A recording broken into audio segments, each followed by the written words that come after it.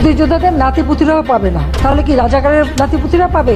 যদি আমরা রাজাকারী হই তাহলে কেনই বা নেট অফ করে দেওয়া হয়েছিল 18 তারিখ রাতে? আমরা তো রাজাকার, তাহলে রাজাকারদের কি নেটের অধিকার নেই? তাহলে কেনই বা 18 তারিখের পর কারফিউ জারি করা হয় পুরো বাংলাদেশে আর ইন্টারনেট সংযোগ বিচ্ছিন্ন করা হয়? জুনায়েদ আহমেদ পলক, যাকে কিনা আপনারা সবাই চিনে থাকেন আইসিটি মন্ত্রী হিসেবে, মানে তার কাছে সকল ইন্টারনেট সংযোগ রয়েছে, সে কিন্তু বলতেছে যে এই যে একটা বাক্স পুড়ে গেছে এই জন্য পুরো ইন্টারনেট সংযোগ বিচ্ছিন্ন হয়ে গেছে। কিন্তু এটা যদি ইন্টারনেট সংযোগ হয়ে থাকে পুরো বাংলাদেশে, তাহলে দেখুন কি অবস্থা বাংলাদেশের বিভিন্ন বাইরের দেশের যে ডেটা সেন্টার গুলো রয়েছে তা কত বড় বড় হয়ে থাকে, আর বাংলাদেশের ছোট একটি কাঠের ভিতর এতটুক, এটা কোনো বিষয় না। তারপর যখন ইন্টারনেট সংযোগ আবার ফিরে আসে, যখন পরীক্ষামূলকভাবে দেওয়া হয়, তখন কিন্তু ছাত্ররা ঠিকই বের করেছে যে কিভাবে এই ইন্টারনেট কারা অফ করে দেয়।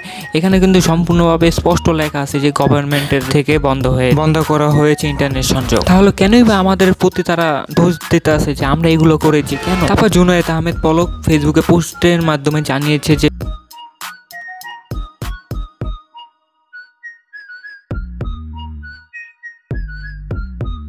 ফেসবুক, ইনস্টাগ্রাম, টিকটক এগুলো সহ আরও অনেক ধরনের সোশ্যাল মিডিয়া চলবে না। কিন্তু কথা হলো এটা সে কীভাবে ফেসবুকে পোস্ট করছে সেটা একটু কমেন্ট বক্সে একটু জানান তো।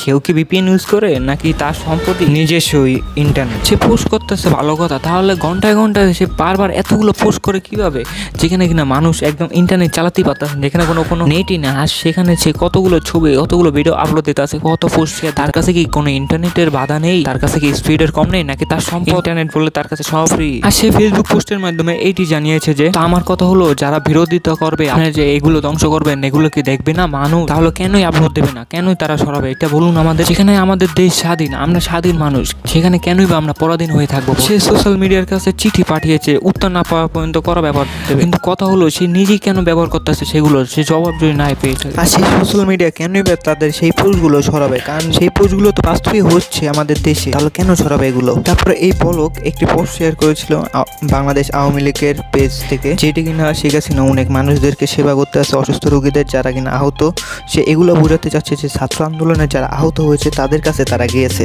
কিন্তু আসলে এটা ভুয়া। এটা আপনারা দেখুন, পলক কিন্তু এটা 2021 সালে এই ছবিগুলো ছেড়েছিল অনেক, তারপরে কি করেছে এগুলো ডাউনলোড করে আবার সে আওয়ামী লীগের পেজে ছেড়ে দিয়েছে, কিন্তু এখানে তারা খেয়েছে ধরা, কারণ অনেক ছেলেপেলেই আছে আমাদের তারা বলদ বানাতে পারলো না। কিন্তু তারপরে কি করলো, পলক এই ছবিগুলো সব ডিলিট করে দিল তার নিজের পেজ থেকে, তারপরে আওয়ামী লীগের পেজে আছে, আপনারা দেখতেই পাচ্ছেন। মানে চুরি করতে গিয়ে আবার ধরাও, তাকে নিয়ে আর কিছু বলার নেই।